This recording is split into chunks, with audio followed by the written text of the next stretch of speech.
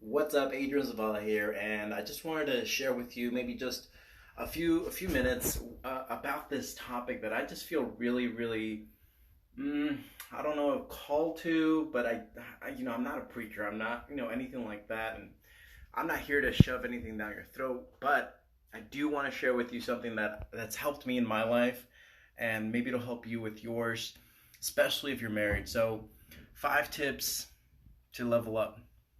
You know, the big thing in this title is that if you're going through difficult times, and times are tough, maybe they are for you, but I know for a lot of people they are. I know for us, we've been following the Ramsey plan, and it's really helped us get ready for things like this. So we're not in panic mode thanks to the Dave Ramsey plan that we've been following. And so that's really helped us. But I know a lot of people, they're still struggling, even with the Ramsey plan. And so your marriage, that's the biggest thing, your bond, right? That's the biggest thing it's gonna affect. If that changes, uh, for the better or for the worse, it's gonna seep into every other area of your life. And so I wanted to share with you 5 ways to level up. And so this is called what I came to know as the love language. Maybe you've heard of the love language before. If you have, give me a heart. I want to talk to you, to others about it more and how you're implementing into your life, because the thing about the love languages is that if you already are familiar with it, it's not about me, right? It's not about you. It's about the spouse. How is the spouse feeling loved? And so, to put it in another word, your spouse, they feel loved in very unique ways. Like, it's not always how you feel loved. Like, you might feel loved through physical touch, words of affirmation. Maybe you feel the most loved with gift giving, but your spouse might feel loved the most. They feel loved always, right, with your acts, but maybe the most with certain ways. And so let's get right into it. So there's 5 love languages, and again, this applies differently in every single person, and this isn't about you. This is about your significant other. So keep that in mind. Maybe you'll think about yourself. I get it. We all do, right? In some way or another, we're all kind of selfish in that way, but hey, that's called survival mode. Anyway, 5 love languages.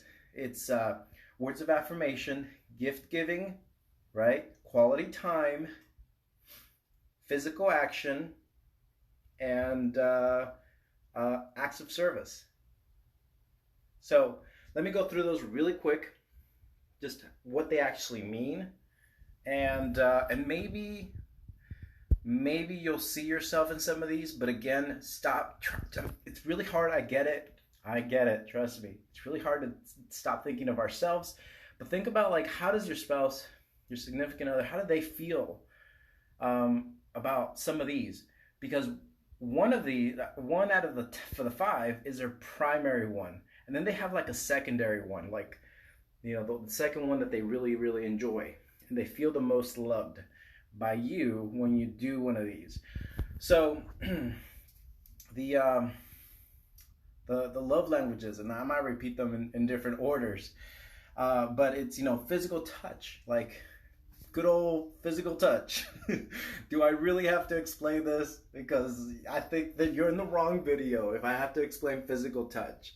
But yes, some people really do feel very loved through physical touch, and I'm talking, it could be as simple as hugs and hand holding, right? Always giving a kiss when you see them, when you're leaving. Like, the physical touch is just something that for them, maybe that's their love language. Could be their primary, could be the secondary. That's up to you to discover, right? To get to know your spouse better. Gift giving. No, it's not shallow, actually. A lot of times we actually develop our love language by the way that we were raised. And so keep that in mind about your spouse. How were they raised?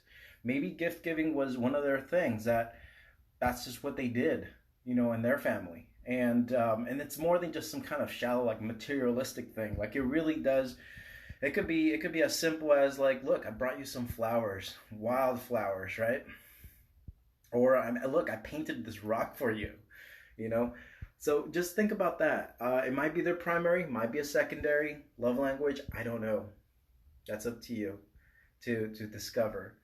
Um, and then let's see, a third one could be words of affirmation. That's a big one. I know for me, that one's a big one. I'm needy in that way. I need people to say, I need, especially my wife, I need her to be proud of me. And she tells me she's proud of me, but I'm constantly seeking seeking that way of making her proud. I don't know. I don't know about you, but words of affirmation is big. It could be a big one with your spouse. So, try it out, encourage them. Maybe encourage them about their goals or whatever. Like, find out more about them. Okay. So a fourth one, what is it? Quality time. This is a big one with my wife. She loves it when we just kind of spend time together. When we're there, we don't even have to be holding hands. We could just be in the same room and we're just connecting. We're just quality time together, right? It doesn't even have to be like a movie. It just time together. I mean, it's as simple as that. Quality time together. We are together. We're in this together. So, fifth one. What was the fifth one? Acts of service. How could I forget? That's another big one for me. Acts of service. It's just kind of being considerate about the other person and how they have certain responsibilities. So how can I help them facilitate or carry out whatever it is that they have to do? So I'm constantly on the go. And, for example, I love it when my wife makes me my lunch. Just love it. I just feel so loved because she knows that I always take a lunch to work, and so she makes me lunch, and I love it. I enjoy it that much more. Or she goes shopping. Like, that's the thing. She'll go grocery shopping, and I don't have to worry about running into a situation where there's no broccoli. You know what I mean? Like, it's just acts of service. As you can tell, that's a big one for me. So, look, again, it's not about me, right? It's not about you. It's about our loved ones. So what is that person, how are they going to feel the most loved? I don't want to make this video too long, but I do have, I guess you could say it's a gift that somebody recommended to me, and he gave me 10 different things to write about for my spouse. And when I did that, it was a great reflection on my marriage, and I was able to just appreciate my spouse a whole lot more.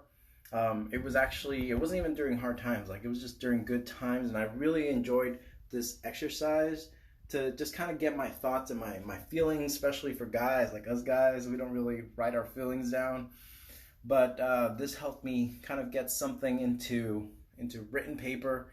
And then when I actually showed that to my wife, it was the best gift, she said, quote, the best gift she ever got from me. So I haven't given her another one like it. And it was, anyway, I don't want to make this video too long, but I hope this helps you. If you do want the list of things to write down about your spouse, and then maybe give it to them for, like, I guess, an anniversary that's coming up, or for Christmas, maybe you can get started on it today. I'll be happy to share those guidelines with you so you can create that gift for your loved one. I gotta run. I'll see you tonight. Peace.